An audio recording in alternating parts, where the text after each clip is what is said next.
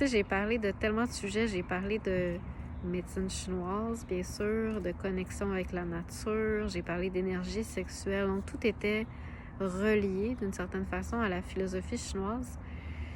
Puis, je me suis ouverte depuis 3 ans déjà à la philosophie de l'Inde. Je suis devenue professeure de yoga. Maintenant, je pratique, j'enseigne le yoga à temps plein depuis 2 ans au moins. Je suis bien occupée, puis j'ai comme, je pense, j'ai envie, comme beaucoup d'entre vous, de vivre plus ma vie en présentiel et moins en ligne. Puis aussi, je pense que j'ai une vie qui me nourrit, puis dans laquelle je me sens peut-être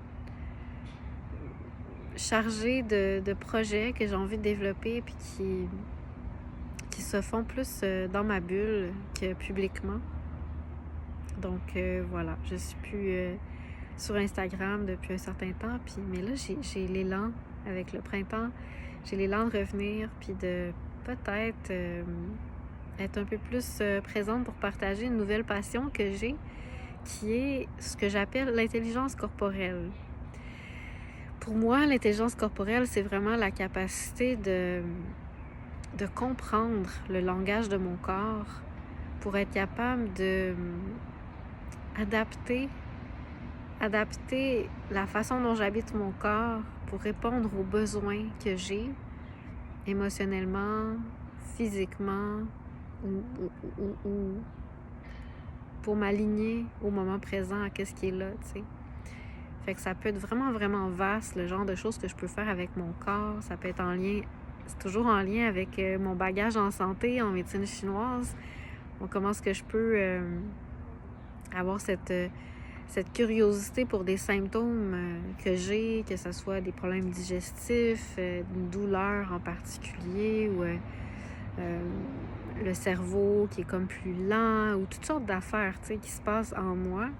Comment est-ce que je peux activer certaines parties de moi, certaines énergies, faire circuler le sang différemment, ouvrir des parties de moi qui sont plus compressées en bougeant, en habitant mon corps différemment, en prenant plus de la place, en changeant ma posture.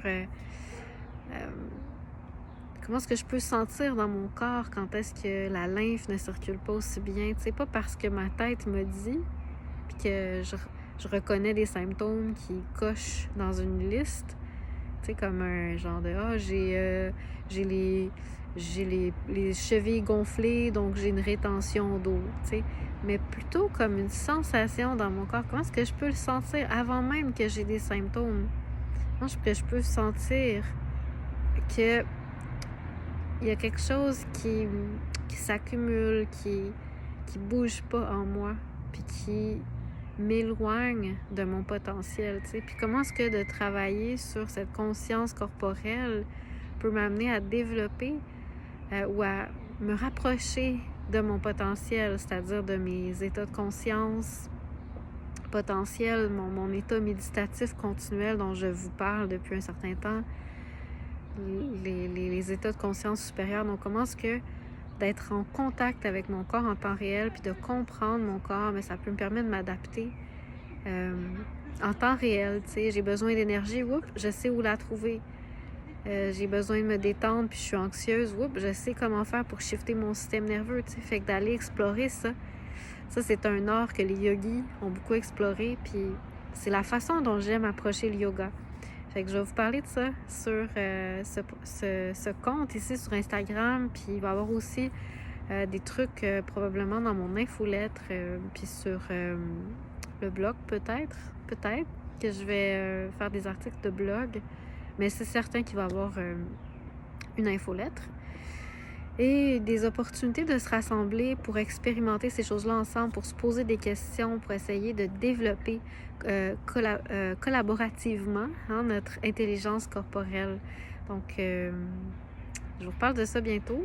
Puis voilà, merci d'être toujours là. Puis je suis heureuse de pouvoir partager cette nouvelle passion que je développe sous un nouvel angle, en fait, parce que c'est quand même quelque chose qui m'a toujours intéressée depuis que je suis en santé, donc depuis une dizaine d'années presque. Avant l'acupuncture, la médecine chinoise, j'ai fait de l'herboristerie. pendant plusieurs années. Puis là, c'est comme si je le découvre sous l'angle vraiment du mouvement. Donc, au plaisir de partager ça ensemble. À bientôt.